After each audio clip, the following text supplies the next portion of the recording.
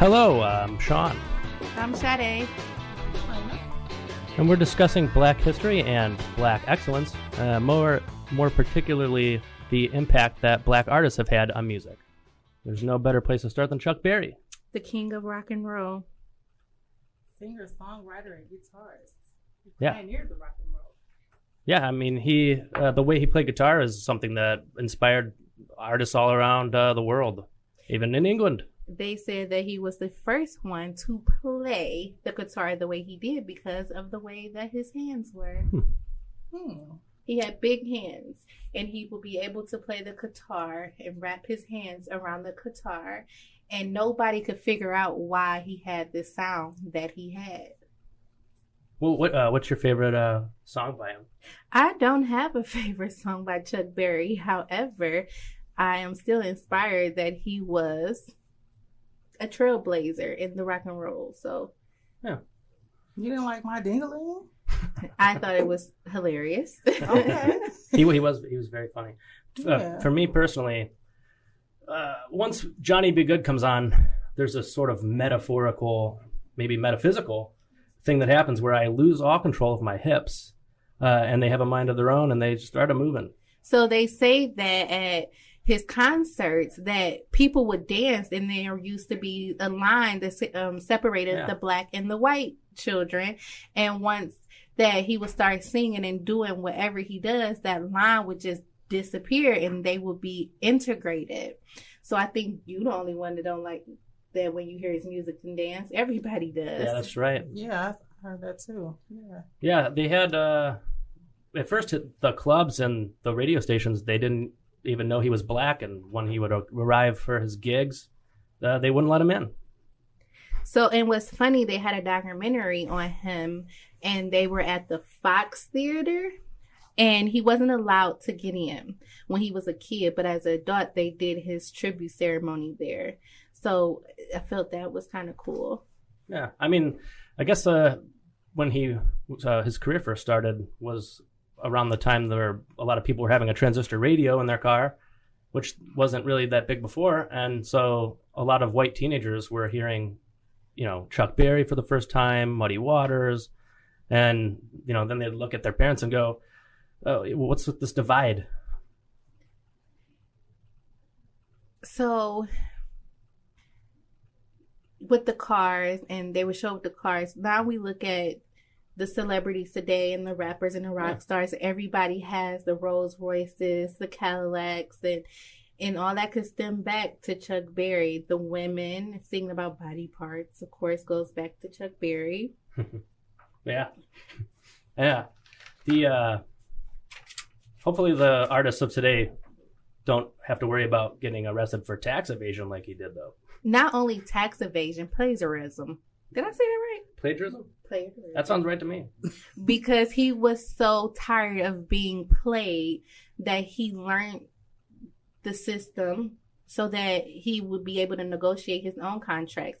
He used to want his money in a paper bag. Yeah. A brown paper bag. In a brown paper bag. And he wanted to get paid before he did his show. I don't blame him. Yeah. And he was stopped in the midst of a show if they did not give him more money to continue. Yeah, it's wild. He was the first artist inducted into the Rock and Roll Hall of Fame. Yes, and now moving many years later, Jay-Z got inducted into the Rock and Roll Hall of Fame. Yeah, it's pretty spectacular. So I think that kind of opened the doors. What else was amazing about him? He used his platform to build off of. So he was big on property, buying properties and real estate. He was the first and only star that maybe had a water park called Barry's Park. Yeah, unfortunately, though, he had to close it down when there was riots, and I think 2 people may have drowned. 2 people drowned, and somebody had a concert and didn't show up. Yeah. And that did not go over with the fans. Yeah, they showed up in the helicopter, and then they realized they weren't paid yet, and then they left. And then they announced that the guy's gone, and you're not getting a concert, guys. So back to the plagiarism. Artists now want publishing. They want publishing deals. They want to be ahead of their brand, and they want to be able to distribute their music however they want. And I think he was a trailblazer in that. Yeah, absolutely. So I mean, it's almost like a rite of passage for British invasion bands to cover Chuck Berry songs. The Beatles, everybody wanted to be Chuck Berry. you think people still want to be Chuck Berry? Perhaps. I heard he was a fighter all the way up into the end. Yeah, I mean, Keith Richards from the Rolling Stones touched his guitar one day, and Chuck Berry ran up and punched him in the face. Don't touch my stuff, sir. Yeah. I wouldn't do that, though, me personally. I don't mind if anybody touches my guitar. I don't have a guitar.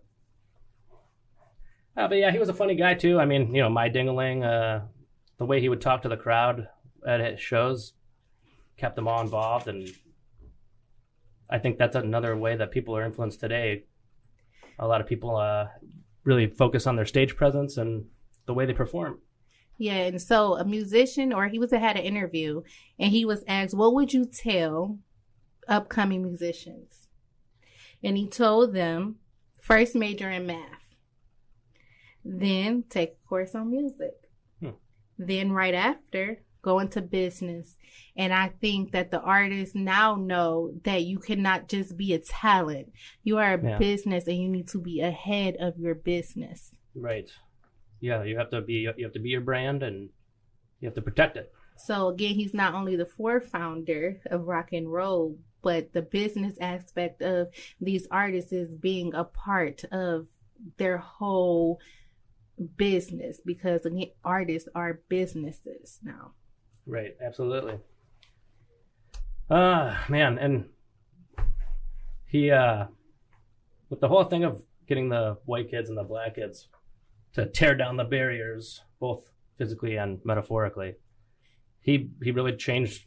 He might have even changed the world. I mean, that was change 9 years before the Civil Rights Act of 1964. And racist people were not racist then, just like now. Music still changes people's perception, because they love whatever you is. You make good music, they love you. Black, white, green, or blue. Yeah, absolutely, man. So what inspired me, though, is how he was so young, and he started off singing in the church at age 6. And then after doing all that positiveness, he then ended up dropping out of high school at 17 to take a road trip with 2 of his friends, ended up getting in trouble. And after all of that, he bounced back and then became the great person that he was. And he talked about that too, going to jail and just being conscious of the laws and the rules that he has to follow. He's done a lot for every artist that came after him, really. He's influenced every one of them. But unfortunately, that's all the time we have. Thanks for talking about Chuck Berry with me. Thank you. Have a good night. Shawnee, be good.